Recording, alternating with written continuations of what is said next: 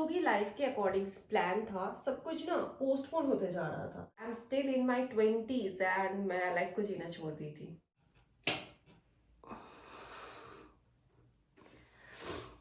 Good morning. पहली बार गायब हो गई थी जब 2021 का मार्च में मेरा चैनल हैक हो गया था।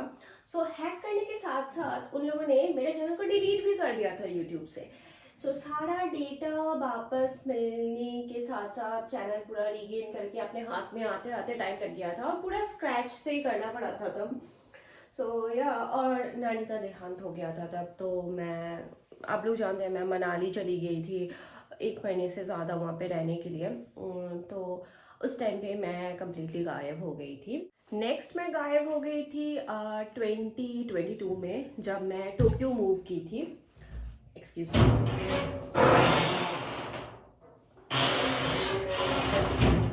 क्योंकि होता है ना कि नया कंट्री, नया लाइफस्टाइल, ऊपर से स्टडी का नया कोर्स और वहाँ पे सारा काम खुद ब खुद करना पड़ता था। इन सब सारे चीज़ों में बहुत ज़्यादा बिजी हो गई थी। तो या दैट्स वाई मैं यूट्यूब से थोड़ा गायब थी। क्योंकि मैं ना यूट्यूब पे तभी वीडियो बनाती हूँ, एक्चुअली वीडियो अभी तक तो बनाती थी जब मेरा लाइफ में ना सब कुछ सही चल रहा है, तभी मैं वीडियो बनाती थी। क्योंकि यूट्यूब ना मुझे ऐसा लगता था ये तो मेरा एक हॉबी है, तो सब जब ठीक ठाक है, अच्छे मूड में हूँ, तभी वीडियो बनाती थी। वैसे आई लव मेकिंग वीडियोस, क्योंकि मैं ये चैनल स्टार्ट की थी जब स्कूल में थी, 12th में। बस तब मैं यूट्यूब पे ऐसे वीडियोस आता था तो मैं यूट्यूब स्टार्ट की थी। मेरा पहला कुछ वीडियो ऐसा था कि पतंजलि एलोवेरा जेल के ऊपर बहुत सारा गाली मिला था यस उस वीडियो में, पतंजलि के बारे में बुरा बोलने के लिए या मिला था। सब बोल रहे थे यार तुम्हारे स्किन पे ना वो सारे केमिकल्स ही, सॉरी तुम्हारी स्किन पे वो सारा केमिकल्स ही काम करेगा, सारी स्किन पे इतना केमिकल्स तुम लोग पुट लगाए हो कि कोई नेचुरल चीज़ और काम नहीं करेगा। तीसरी बार मैं गायब हुई थी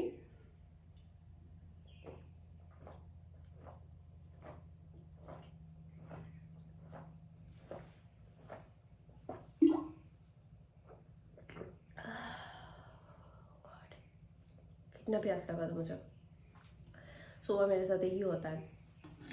तीसरी बार मैं गायब हुई थी, जिसके लिए अभी तक भी गायब थी हूँ, अभी तो वापस आई हूँ। जब 2023 के अगस्त में पता चला कि मम्मी को कैंसर है, पहले तो नहीं पता था कि कैंसर है।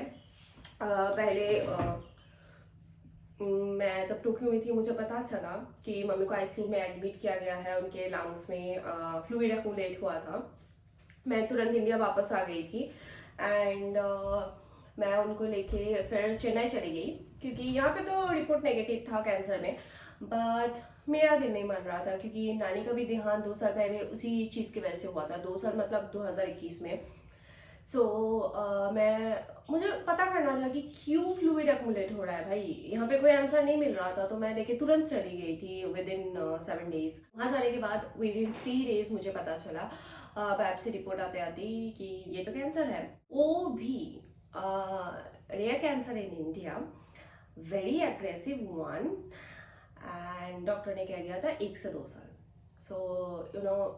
होता है ना कि जब आपके मम्मी आपके लिए सब कुछ है,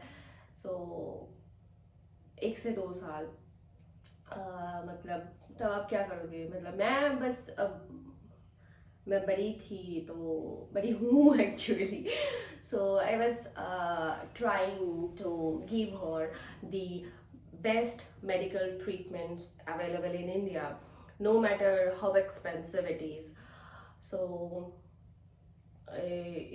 I guess probably we have spent enough money, like cancer treatment अगर आप मेरे से पूछेंगे तो this is very expensive one. you know ये बहुत ही ज़्यादा प्रोबेबिलिस्टिक है, लाइक ऐसा है कि मतलब इसका कोई पॉसिबल मतलब ऐसा नहीं है कि हाँ आप ये मेडिसिन दे रहे हो तो शी गना बी बेटर, ये आप सर्जरी कर रहे हो तो there won't be any chance कि कैंसर रेकर करेगा। आई नो आप सब बोलेंगे कि बिस्तर पे ये सारी चीज़ें like electric kettle and all that, yes आजकल मैं सुबह 5 बजे उठने की कोशिश कर रही हूँ। फिर खुद को आजकल मैं सुबह जिम जा रही हूँ एंड काफ़ी लंबा टाइम मेरा जिम ऑफ हो गया था। एक बार शोल्डर इंजरी की वजह से, दूसरा बार मेरा लोअर बैक इंजरी की वजह से। उससे तो मैं अभी भी रिकवर कर रही हूँ। स्क्वाट, डेडलिफ्ट ये सब कुछ मैं नहीं कर रही हूँ। So this is why. And मैं सब कुछ ना बिस्तर पे हैंडी रखने की कोशिश कर रही हूँ ताकि मैं सुबह खुद को कीप गोइंग रख सकूँ। एक चीज़ आगे एडजस्टमेंट इश्यूज, इंडिया वापस आने के बाद पहले तो ये है कि मैं टोक्यो पे एडजस्ट करने की कोशिश की, क्योंकि नया कंट्री, नया लैंग्वेज एंड ऑल दैट। सो वहाँ पे एडजस्ट करते हुए मुझे काफ़ी टाइम लग गया था। जब मैं वहाँ पे एडजस्ट कर ली तब मुझे इंडिया वापस आना पड़ा। और वो भी ऐसा नहीं कि आ रही हूँ घर पे रह रही हूँ आराम से होम टाउन पे, ऐसा नहीं है। हर 3 हफ्ते में चेन्नई जाना, मुझे काफ़ी सारा चीज़ें लेट गो करना पड़ा। लाइक मुझे कोई अच्छा सा ड्रेस अगर पसंद आया ऑनलाइन, उसको मुझे लेट गो करना पड़ा। दूसरा, अगर कोई ट्रिप मैं प्लान की थी, लाइक वियतनाम ट्रिप प्लान कर रहे थे, तो तभी इंडिया वापस आना पड़ा था, तो वो भी मुझे लेट गो करना पड़ रहा था। एंड कोई भी इवेंट्स हो, फेस्टिवल्स हो, सब कुछ मुझे लेट गो करना पड़ रहा था। सो तो चीज़ें काफ़ी ज़्यादा हेक्टिक हो रहा था मेरे लिए। मेरा जो भी लाइफ के अकॉर्डिंग प्लान था, सब कुछ ना पोस्टपोन होते जा रहा था। मैं ना इस डिजीज़ के रियलिटी के साथ फाइट कर रही थी। मतलब मैं ना इस कैंसर के रियलिटी को बिट करने की कोशिश कर रही थी कि लाइक मेरा मेडिकल सिस्टम पे इतना होप बना था कि मुझे लग रहा था कि जितना भी पैसा लगेगा मैं उतना स्पेंड करूँगी, बेस्ट पॉसिबल ट्रीटमेंट देने की कोशिश करूँगी। And I think she gonna get better, she has to get better, it's like she has to get better. So हम लोग कितना पैसा खर्चा किया, मैं आपको एक एस्टिमेट दे सकती हूँ। अगर आप भी कैंसर, आपके घर पे भी कोई कैंसर पेशेंट है या फिर ऐसा कुछ, तो probably more than 70 lakhs we have spent, and yes, it's in 80s currently. So मैं बड़ी हूँ तो मैं ये सारा डिसीजन ले रही थी, मैं पैसा अरेंज कर रही थी and all that. So still now, so या तो चीज़ें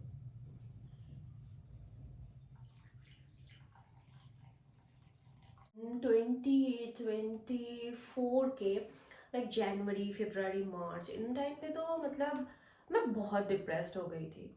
तो करंटली ऐसा हुआ था कि नवंबर एंड पे मम्मी को फिर से फ्लूइड एक्युमुलेशन स्टार्ट हो गया था। तो ये काफ़ी एक्सपेंसिव मेडिसिन, 4 साइकिल चलाना पड़ा था, बहुत एक्सपेंसिव था वो। तो इन सब चीज़ों की वजह से मतलब पैसा अरेंज करना, डिसीजन लेना, हर वक्त एक सोच के मतलब स्टेबल है, ठीक चल रहा है, अचानक से एक अचानक से आपको एक टेरेबल न्यूज़ मिल रहा है, इतना अनसर्टेन है चीज़ें। तो इन सब की वजह से मैं काफ़ी ज़्यादा डिप्रेशन पे चली गई थी। Depression like so depress. मैं घर के एक कोने पे खुद को बंद कर ली थी और सिर्फ घर से हॉस्पिटल जाना, हॉस्पिटल से घर, no gym, no social interaction.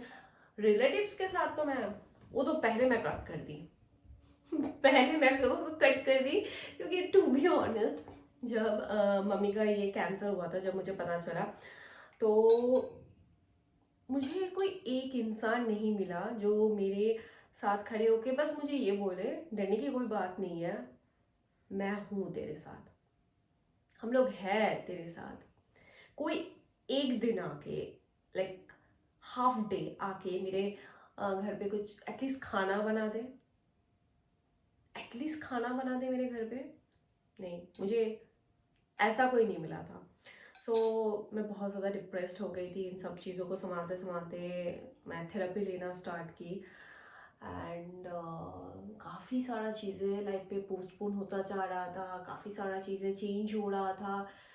तो टू बी ऑनेस्ट थेरेपी ले रही थी, काफ़ी लंबा टाइम थेरेपी ली, like 3-4 months I guess. Then मुझे लगा कि थेरेपी से उतना हेल्प नहीं मिल रहा था, क्योंकि टू बी ऑनेस्ट मैं थेरेपी जाके क्या कर रही थी, बस मेरा जो प्रॉब्लम्स था वही मैं उनके पास जाके बोल रही थी। बस यू नो एक क्या बोलूँ, एक न्यूट्रल नॉन जजमेंटल पर्सन के पास जाके मैं बस अपना पूरा सारा चीज़ें बोल रही थी, ओपन अप हो रही थी, जो कि मैं किसी के पास ओपन अप नहीं हो पा रही थी, क्योंकि भाई छोटा है एंड 2 साल छोटा है मेरे से, एंड पापा का एज हुआ है, उनको कुछ नहीं समझ में आ रहा था, कुछ वो तो नहीं कर पा रहे थे, एंड मम्मी तो खुद बीमार थी, तो क्या करूँ। एंड फिर क्या हुआ कि मैं 2024 के मिड से, दुर्गा पूजा से पहले से मैं बुक्स पढ़ना स्टार्ट की। That helped me a lot. तभी से ना मेरा माइंड सेट थोड़ा सा शिफ्ट होना स्टार्ट किए, एंड मैं चीज़ों को थोड़ा सा लाइक लाइटली लेना स्टार्ट की। आई नो वीडियो काफ़ी लंबा हो रहा है, काफ़ी बोरिंग डिप्रेसिंग हो रहा है, बट यू नो मैं चाहती थी कि आप लोगों के साथ शेयर करना कि हाँ ये सब होता है लाइफ में। मेरा इससे पहले लाइफ इतना स्मूथ, इतना अच्छा चल रहा था 2023 के मम्मी के कैंसर से पहले, कि मतलब पहले तो एक बात है कि कभी कोई डिसीजन लेना नहीं पड़ा था।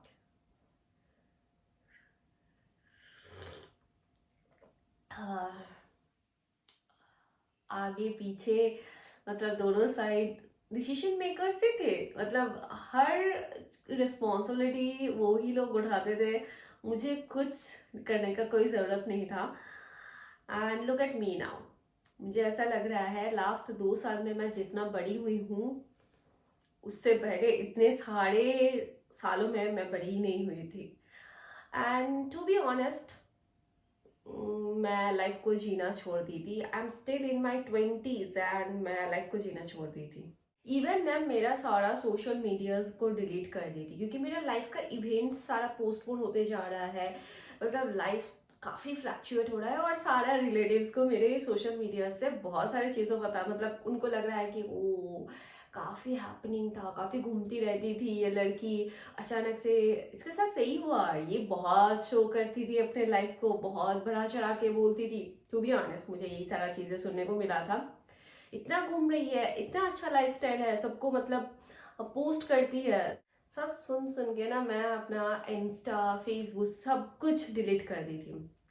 फिर 2024 के दुर्गा पूजा से पहले मैं सब कुछ पे रीअपियर होना स्टार्ट की, एंड मैं नोटिस की मैं होता है ना कि डोपामिन हिट एडिक्शन, मैं सोशल मीडिया पे ज़्यादा स्क्रॉल कर रही थी, वो भी मुझे पीस नहीं दे रहा था, कुछ भी चीज़ मुझे मेंटली एक मेंटल पीस नहीं दे रहा था, एक स्टेबिलिटी, एक लाइक मुझे जीना नहीं सिखा रहा था, टू बी ऑनेस्ट एक सिस्टम बिल्ड करना नहीं सिखा रहा था। सो या मैं ऐसे ढूंढ रही थी चीज़ों को। देन मैं बुक्स पढ़ना जब स्टार्ट की, मेरा पहला बुक है I guess attitude is everything. Second book जो मेरा सारा माइंड सेट को शिफ्ट कर दिया वो है the subtle art of not giving the last one I'm not talking, probably YouTube gonna ban this so yeah that book really a good one। अगर आप कोई भी रफ फेजेस से जा रहे हो, definitely read this book, my recommendation definitely। मेरा schooling, मेरे पेरेंट्स, अभी तक लाइफ में कोई मुझे ये नहीं सिखाया था कि कोई मुझे पहले से इसके लिए मतलब तैयार नहीं किया था कि लाइफ में ये होगा तुम्हारे साथ, सो बी प्रिपेयर्ड, ऐसी चीज़ों को हैंडल करना है, कोई नहीं सिखाया था। सो सारा चीज़ें ना कम्प्लीटली न्यू था, डेवास्ट्रेटिंग था। मैं कोशिश कर रही थी आना, वापस आना, कभी कभी 1-2 वीडियो देखे, फिर कुछ एक ऐसा चीज़ हो रहा था कि मैं उसके अंदर कंप्लीटली डिसॉल्व हो जा रही थी। सो टू बी ऑनेस्ट यूट्यूब मेरा प्रायोरिटी नहीं था। मेरे लाइफ पे बहुत सारा चीज़ें और प्रायोरिटी था, तो मैं उन सब चीज़ों पे ज़्यादा इन्वॉल्व हो गई थी। फिर मम्मी एक दिन मुझे बैठा के समझाई दैट अभी अपना 20s पे रह के तू अपना लाइफ नहीं जी रही है, तो 30s में जाके क्या करेगी। हिट हो गया यार ये बात मेरे दिमाग पे।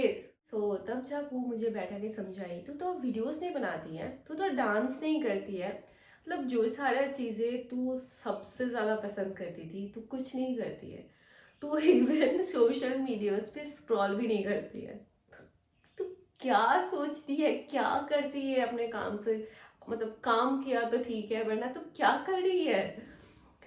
एंड टू बी ऑनेस्ट, जब ये जिम बंद रहता है ना, मतलब इंजरी की वजह से and all that, I become so depressed. मैं जिम जाती हूँ, अपना पूरा स्ट्रेस को रिलीज करती हूँ, वहाँ पे घर वापस आती हूँ एंड अच्छा खासा नींद आता है। जब मैं जिम जाती हूँ अच्छा खासा नींद आता है। सो आई फाउंड जिम एक ऐसा चीज़ है जो, ये जो स्ट्रेसफुल चीज़ें था ना, इन सब के बीच में एक ही चीज़, मतलब ये सारा काम वगैरह एंड ऑल दैट, हॉस्पिटल, घर, इन सब को छोड़ दो, बस एक चीज़ मेरा कंसिस्टेंट था, स्किन केयर, हेयर केयर, वो ये आउट ऑफ क्वेश्चन है। तो जिम एक ही चीज जो कंसिस्टेंट था। सो रियली आई नेवर गना प्रोबेबली नेवर गना स्टॉप गोइंग टू जिम। एक ऐसा चीज तो मिल गया जो मुझे स्ट्रेसफुल टाइम पे भी एटलीस्ट स्ट्रेस को रिलीज करने का एक मौका दे रहा था। बहुत लंबा टाइम बाद हिंदी बोल रही हूँ, सो दिमाग का पता नहीं, मतलब इतना सुबह सुबह दिमाग के ऊपर काफ़ी प्रेशर पड़ रहा है। वर्ड्स याद करना पड़ रहा है। एक तो मैं हिंदी में कोई चीज़ देखती भी नहीं हूँ, तो मतलब ऐसा भी नहीं है कि मेरा हिंदी ठीक ठाक चलता रहे, ऐसा भी नहीं है। ज़्यादातर तो अगर कुछ देखती भी हूँ तो एनिमेस देखती हूँ, और वो भी विथ सबटाइटल्स। सो क्या ही बोलूं मैं। I love video making, I love talking in front of camera, I love sharing things that actually worked for me. So that's what YouTube is for me. And yes, I made my mind. Okay, let's finish this. I made my mind that also मैं खुद को promise की हूँ, mummy को promise की हूँ कि मैं वीडियोस बनाऊंगी यूट्यूब पे, मैं डांस करूँगी एंड मैं जिम जाऊँगी। सो या मैं लाइफ को जीना सीख रही हूँ। तो मासा भी ख़त्म हो गया है, तो आज के वीडियो के लिए बस इतना ही। नेक्स्ट वीडियो काफ़ी इंटरेस्टिंग होने वाला है, so stay tuned. Don't think you are alone in this world struggling with problems. सबके लाइफ में प्रॉब्लम्स है, सबके पास। एंड टू बी ऑनेस्ट, मेरा बैकग्राउंड, मेरा रूम एक वो influencer, I am not influencer, I am a content creator and I love being that.